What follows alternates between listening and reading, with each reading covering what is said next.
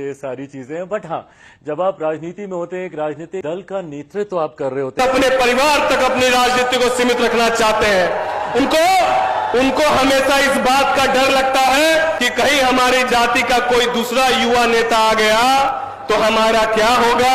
और एक तरफ बिहार की राजनीति का असली हीरो कौन है, यह वक्त बतलाएगा। ये तो सही बात है कि क्योंकि चुनावी दंगल में जो बाजी मार जाए असली हीरो वही कहलाता है। लेकिन बिहार में पिछले 20 सालों से राजनीति करने वाले नीतीश कुमार क्या रियल में बिहार के चाणक्य हैं या कोई और जो गुजरात लॉबी से डील करता है बिहार को, क्योंकि चाणक्य वहां भी बैठा है। तो क्या असली चाणक्य कौन है? और असली चाणक्य हम बात करते हैं बिहार की राजनीति का। बिहार की राजनीति का चाणक्य क्या गुजरात से निकल के आ रहा है कि बिहार से नीतीश कुमार निकल के आ रहे हैं? यह बहुत इंपॉर्टेंट बात है और बहुत कुछ समझने की बात है कि असली में नीतीश कुमार रियल हीरो है, अभी बातचीत है तो हम तो नहीं कुछ बोलते थे, या फिर कुछ और कर रहे हैं, या उनको मैनिपुलेशन करके चलाया जा रहा है, या तो उनको गिराने की कोशिश की जा रही है। आज सारे खेल को समझने की कोशिश करते हैं कि बिहार के असली हीरो नीतीश कुमार है या तो एक बिहार के कठपुतली है जो कि ऑलरेडी गुजरात के चाणक्य द्वारा चलाया जाता है। तो समाचार में यही कुछ आज मिलने वाला है, आज के खेल में यही कुछ मिलने वाला है और बिहार के सियासत में यही आज हम चर्चा करने वाले हैं। तो तमाम खबरों के साथ बने रहिए। चैनल पे नए तो सब्सक्राइब कर दीजिएगा क्योंकि खेल बड़ा इंटरेस्टिंग होने वाला है। बात बिहार की इसलिए कर रहे हैं क्योंकि बिहार की चुनावी सरगर्मी तेज है और उसमें सबसे बड़ा जो न्यूज निकल के आ रहा है धनखड़ के इस्तीफे, यानी भारत के उपराष्ट्रपति धनखड़ का इस्तीफा अपने आप में एक बड़ी चुनौती है और सियासत में एक बड़ी खबर भी है। उसको लेकर के विरोधाभास जताया जा रहा है और उसको लेकर करके कई सारी अटकलें और कई सारे वीडियोस देखने को मिल रहा होगा कि क्यों किया गया।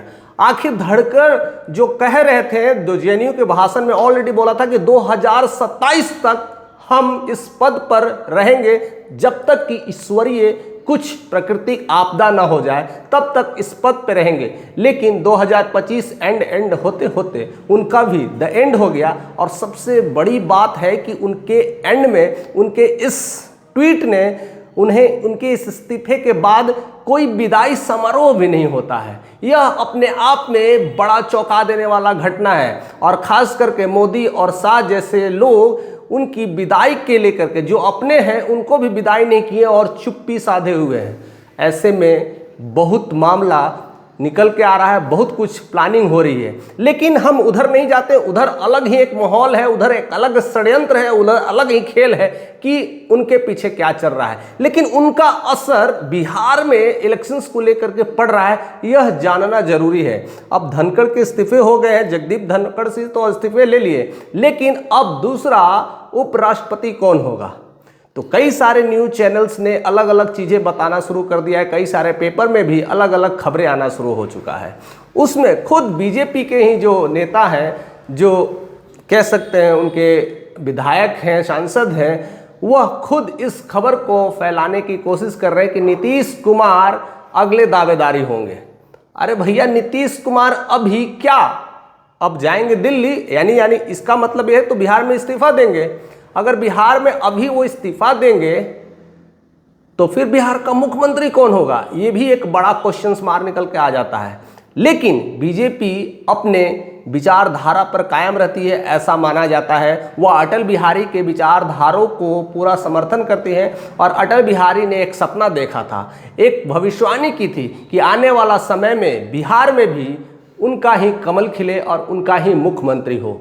तो क्या वो दिन आ चुका है? क्या नीतीश कुमार के इस्तीफे के दिन से ही अटल बिहारी का जो सपना है वो सपना पूरा होता हुआ दिखाई दे रहा है बीजेपी को? और शायद ऐसा हो सकता है कि नीतीश कुमार को यहाँ से इस्तीफा दे करके उपराष्ट्रपति बना दे और बिहार की चेयर पर किसी भी बीजेपी के कैंडिडेट को खड़ा कर दे, चाहे वो विजय सिन्हा हो, चाहे वो सम्राट चौधरी हो, और भी कई सारे नेता हैं जो अभी रहस्यमयी तरीकों से पता नहीं है, जैसे कि दिल्ली का हुआ। पता ही नहीं चला कि मुख्यमंत्री कौन होने वाला है। ऐसे भी बिहार में हो सकता है। हम केवल नाम दो जप रहे हैं, डिप्टी सीएम है, चेहरे नजर आते हैं सम्राट चौधरी के और विजय सिन्हा का, उसी का राग लापते लगते हैं। लेकिन कई सारे बीजेपी ऐसे भी नेता धाकड़ धाकड़ बैठे हैं, उनको ला करके बैठा देंगे जिनको आपको पता भी नहीं है। तो ऐसे तमाम खबर आ सकती है। लेकिन नीतीश कुमार क्या तैयार हैं? इस समय बिहार की इस सर्द गर्मी में, बिहार के इस मौसम में, बिहार के ऐसे माहौल पर जहां बिहार एक चुनावी जंग के लिए खड़ी है, या तो इस बार नहीं तो उस बार, और चुनावी इलेक्शंस में बहुत जल्द वोटिंग शुरू होने वाली होगी, सब कुछ होने वाले। ऐसे में नीतीश कुमार का इस्तीफा बिहार की छवि पर कितना असर पड़ाएगा? बहुत कुछ असर डाल सकता है, और खास करके जेडीयू में भी एक बड़ा प्रॉब्लम्स क्रिएट कर सकता है। इसका फल कहीं ना कहीं बीजेपी को मिल जाएगा, और बीजेपी एक अलग क्रिटिसिज्म के साथ खेलना शुरू कर देगी, और नीतीश का नाम लेकर के भी नीतीश के सारे कैंडिडेट को बीजेपी में शामिल कर लेगी, और बिहार में बीजेपी का एक बहुमूल्य समर्थन मिल सकता है। और उधर चिराग पासवान बड़ा पुरजोर साथ देते हैं, तो चिराग पासवान की भूमिका और कहीं ना कहीं बीजेपी की भूमिका मिलकर करके और मांझी कुशवाहा को लेकर के एक बड़ी पारी खेल सकते हैं। तो ऐसी खबर है। लेकिन रियली में राष्ट्रपति बनेंगे कि नहीं, या उपराष्ट्रपति की जो बातें चल रही है बनेंगे कि नहीं, इस पर एक दो संशय इसलिए आ रहा है क्योंकि नाम बहुतेरे हैं, और उसमें क्या क्या सियासी खेमे में जाने वाला है, इसको थोड़ा समझने की कोशिश करते हैं। एक नाम है हरिवंश नारायण, एक बहुत प्यारा नाम है, और राजनीति में बहुत अच्छे खेल खेलते हैं और राजनीति को अच्छे खासे पकड़ भी रखते हैं। और सबसे बड़ी बात है कि वो जेडीयू के कैंडिडेट है, नीतीश के हम सफर है, और साथ साथ बीजेपी के साथ भी गठबंधन बनता, राज्यसभा के मेंबर रह चुके हैं। उनके नाम को लेकर के काफ़ी चर्चा चल रही है। अगर उन्हें उपराष्ट्रपति बना दे तो नीतीश कुमार को भी बल मिलेगा और बीजेपी को भी बल मिलेगा।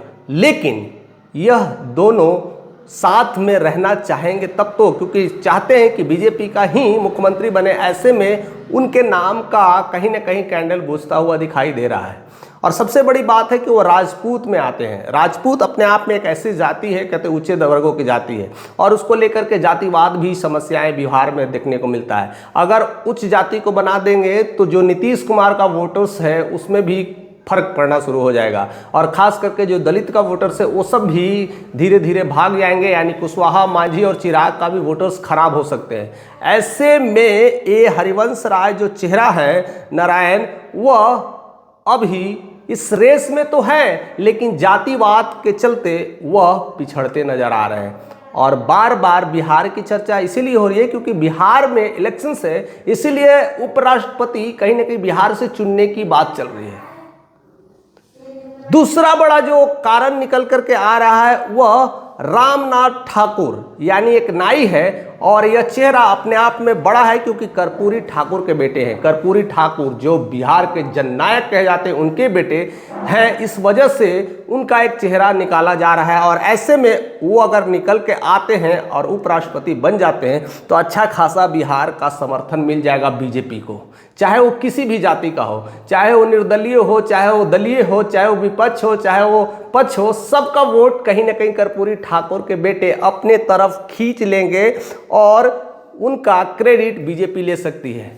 लेकिन इसमें नीतीश पीछे चले जाएंगे और नीतीश को बड़ा झटका लग सकता है और नीतीश कुमार की लुटिया डूब सकती है। और नीतीश कुमार क्या करेंगे यह तो वक्त बताएगा, परमिशन देंगे कि नहीं देंगे, इसको लेकर के मुहर लगी है। तो ऐसे में नीतीश कुमार मंजूरी देंगे कि नहीं ये तो वक्त बताएगा, क्योंकि बख्शा जाता है न किसी को फंसाया जा रहा है जबरदस्ती कि हाँ ये इसको। नीतीश कुमार चाहते हैं कि इस अंतिम पड़ाव में उनका बेटा निशांत कुमार भी बिहार की राजनीति में अपना परचम फहरा सके और डायरेक्ट एंट्री लेकर के एक डिप्टी सीएम की कुर्सी में काबिज हो सके। ऐसे में नीतीश कुमार खुद जाना चाहेंगे तो बिहार की सरगर्मी खराब हो सकती है। और अगर कर्पूरी ठाकुर के बेटे रामनाथ ठाकुर को अगर भेज देते हैं तब भी नीतीश कुमार की स्थिति खराब हो सकती है, यानी उनके बेटे का कैरियर तो चला ही जाएगा, नीतीश कुमार का भी कैरियर डूबता हुआ दिखाई पड़ेगा।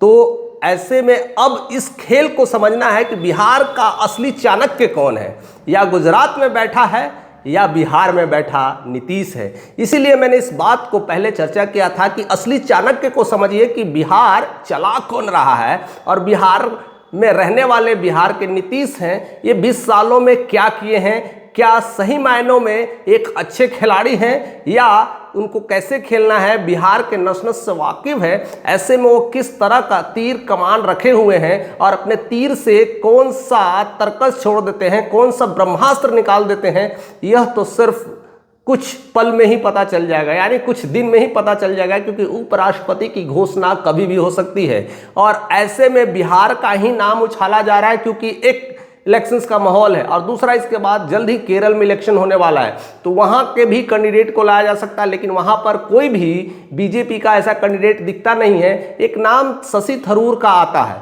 शशि थरूर इसलिए आते हैं क्योंकि ऑपरेशन सिंदूर में बीजेपी के समर्थन कर रहे थे और कहीं ना कहीं बीजेपी के साथ मिल करके कहीं ना कहीं विदेश दौरा लिए और चीज़ों को एकत्रित किए। ऐसे में उनको खींच सकते हैं और केरला में अपना खाता खोल सकता है, तो वहां पर भी एक चेहरा लेकर के आ सकते हैं। और विपक्ष कभी नहीं चाहेगी कि शशि थरूर हमारे जो अपने हैं वह बीजेपी में चल जाए, तो ऐसे में एक चेहरा वो भी हो सकता है, यानी विपक्ष में भी तोड़ करके एक खेला खेला सा सकता है। यानी दो स्टेट अभी इस कगार पर है कि बिहार नहीं तो केरल, यही दोनों चुनाव में सबसे नज़दीकियों में है। यानी सबसे बड़ा खेल अब कौन खेल रहा है, यानी बिहार के चाणक्य सही में चाणक्य हैं या फेल हो जाएंगे, यह तो वक्त बतलाएगा। लेकिन आप जरूर बताइएगा कि रियल चाणक्य कौन है, गुजरात में बैठा या बिहार का नीतीश। आपके खबर का, आपके इस ट्वीट का, आपके इस न्यूज़ का मुझे भी इंतज़ार रहेगा। आप ज़रूर कमेंट करिए, आपके कमेंट में पढ़ूंगा, चीज़ों को अच्छा लगता है कि आप क्या सोचते हैं, हमारे जितने भी चाहने वाले हैं भाई बंधु कितने तरह से सोचते हैं, राजनीति की कितनी खबर रखते हैं और बिहार की सरगर्मी को कैसे समझते हैं। अपना कमेंट जारी रखिएगा। चैनल पर नए तो सब्सक्राइब कर दीजिएगा।